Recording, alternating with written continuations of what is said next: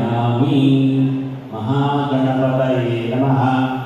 आसनं समर्पयामि, पादयोः आद्यं समर्पयामि, अर्घ्यं समर्पयामि, आचमनीयं समर्पयामि, स्नापयामि, स्नानान्तरम् आचमनीयं समर्पयामि, वस्त्रं समर्पयामि, उत्तरीयं समर्पयामि, गन्धां धारयामि, गन्धस्योपरि हरिद्राकुङ्कुमं समर्पयामि, मङ्गलाक्षतान् समर्पयामि, पुष्पमालां धारयामि, पुष्पैः पूजयामि।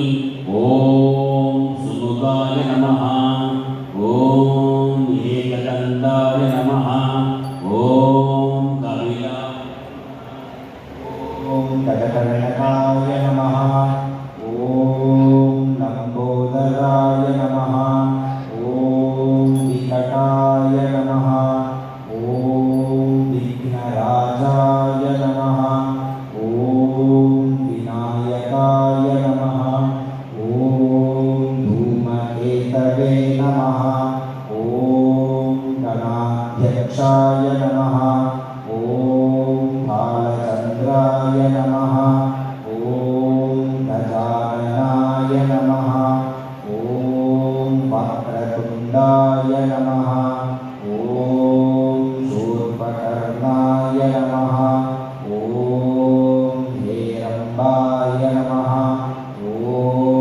स्कन्दपूर्वजाय नमः, ॐ वरसिद्धिविनायकाय नमः, ॐ महागणपतये नमः। नानाविध परिमल पत्र पुष्पाणि समर्पयामि। ओम श्री महागणपतये नमः। धूपम् आग्रापयामि, दीपं दर्शयामि, नैवेद्यं निवेदयामि, कर्पूर नीराजनं समर्पयामि। ஆழ்வில் லட்சத்தை 2 பூ கையில நல்லா பிள்ளையார் விக்னேஸ்வரர் தியானம் பண்ணிக்கணும். முதல்ல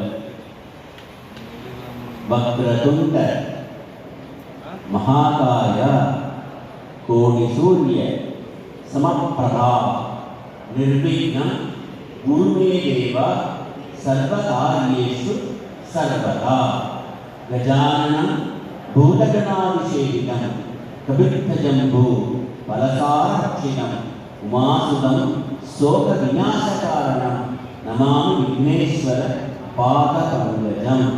श्री महागणपते